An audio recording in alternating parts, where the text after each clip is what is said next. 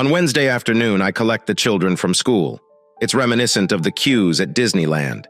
Just when you think you're nearing the school, they divert you around another building, inching forward slowly. Eventually, I reached the front of the line and discovered Dustin and Sarah patiently waiting for me. Now that they are 13 and 14, I am prohibited from displaying any affection. It's quite disheartening. What if my acquaintances catch sight of you behaving like this? Yes, they have reached the age where I function as a chauffeur, an ATM, and a source of food. I handle phone calls on Wednesdays because Hannah has her weekly project review. She leads the design team at the interior design firm where she is employed. They construct opulent office spaces and mansions as part of a nationwide organization. They ensure that each project is exceptional. There's nothing more disheartening than witnessing something you paid a substantial amount for being featured in someone else's corporate PR press release. Needless to say, I was taken aback to see Hannah's sedan in the driveway. Perhaps she had left something behind that she needed. Otherwise, why wouldn't she park in the garage? As the kids hopped out of the car, they immediately raided the refrigerator. "Hey, take it easy, guys. Leave some space for dinner." Placing my briefcase on the floor, I entered the living room to find Hannah curled up on the couch, wrapped in a blanket. The day was warm, and the house was certainly not cold. "Hey, darling, what's the matter? I'm not feeling well. My stomach is churning, and I'm experiencing some issues." "What do you think it could be? It might be some sort of flu." "All right, so why aren't you in bed?" "I was, but I had an accident. Could you please change the sheets?"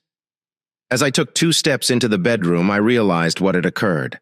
I went to the garage and retrieved a nose clip and some latex gloves.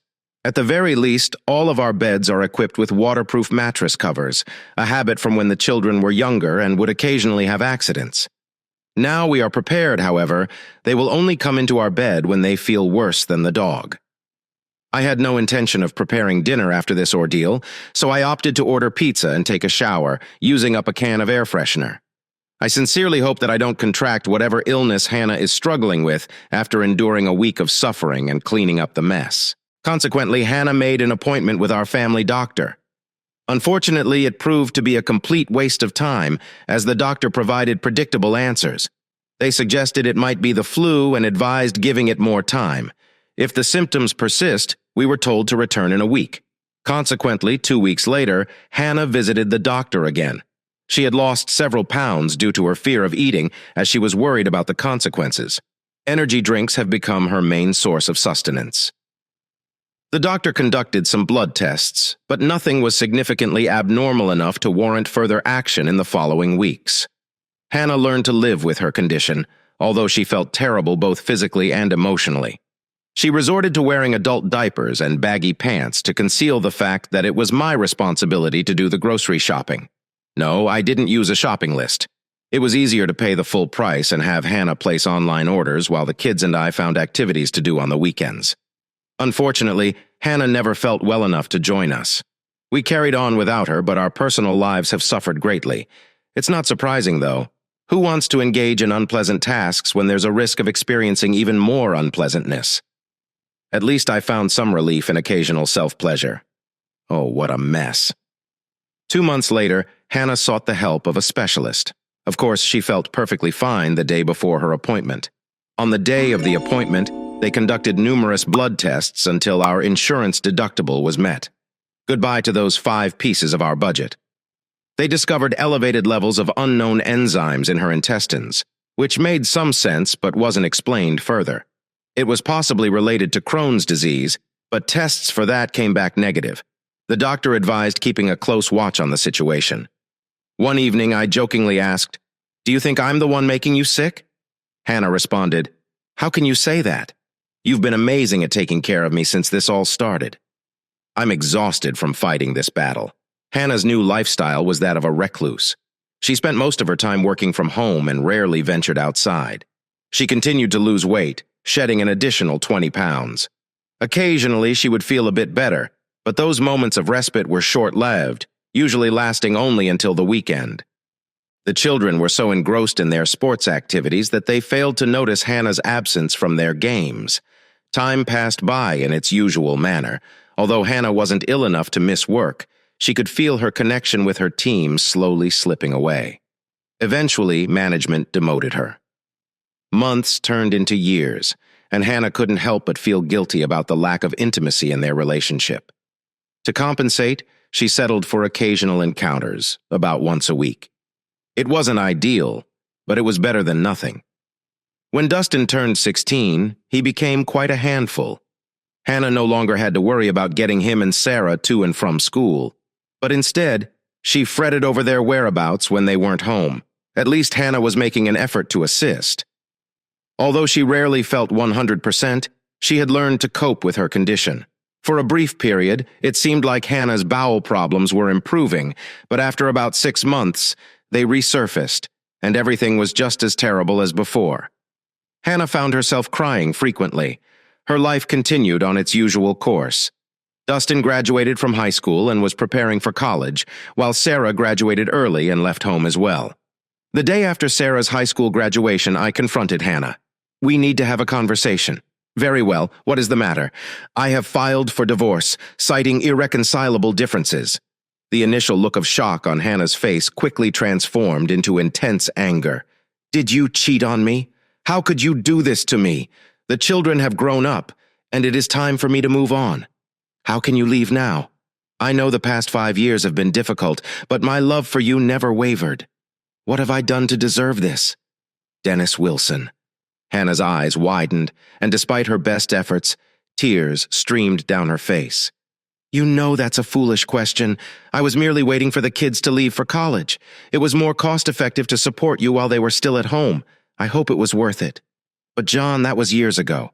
We have already been through this. I apologize." Moving forward, Hannah's health drastically improved after I relocated. Her previous intestinal problems seemed to vanish. It was clear that I had been the cause of her illness. In order to move on from our past, we decided to sell the house and divide the profits. Initially, I believed that I could avoid seeking counseling, but that turned out to be a mistake. The outcome remained unchanged. Instead of continuing with a partner who had cheated on me, I preferred to take a chance on finding someone new. The devastating news of Hannah's affair with Dennis Wilson shattered me. I stumbled upon Hannah's secret email account and took the step of installing a program on my phone to monitor her activities. It was disheartening to realize that despite dedicating my life to our relationship, I was not enough for her. The intense desire to seek revenge gradually faded away as my lawyer explained the bleak future that awaited me. Being left penniless while Hannah would be able to accommodate her lover in the house that we had purchased together, a house that I had invested all my free time in restoring. It seemed more financially viable to hold on to the house and wait until our children had grown up and moved out. My lawyer emphasized that Hannah could file for divorce at any moment, leaving me in a dire situation. This thought even made me contemplate fleeing the country. However, in the end, I did everything in my power to remain Hannah's husband. I chose to stay, and my children became the center of my life. Days passed by, and during my internet searches, I stumbled upon an April Fool's joke suggesting that mixing 2 liquid veterinary drugs could cause intestinal issues. Intrigued, I purchased and stored large bottles of each drug in the garage, along with a pack of syringes from China. Using the recommended syringes, I injected the mixture into Hannah's coffee supplies, particularly her beloved blueberry and hazelnut blend. Since the kids didn't drink coffee and I initially disliked the taste, Hannah didn't suspect anything until I increased the dosage of the concoction. That is why the initial Wednesday proved to be quite challenging for her. I must admit, I went a bit overboard. Initially, I used an excessive amount. However, eventually I managed to find a balance. It was enough to make her feel terrible, but not severe enough to warrant a visit to the doctor. It was rather amusing how her friends, after consuming a cup of spoiled coffee together, ended up catching the flu. It was like friendly fire. I discovered that she had rejected Dennis on multiple occasions. No, it wasn't because she didn't want him. She simply didn't feel ready for it. After a few years, he finally gave up. I believed Hannah's novel was a lost cause. That's when I reduced the dosage of the medication, although not completely, as I was still seeking revenge. However, Hannah reached out to him again.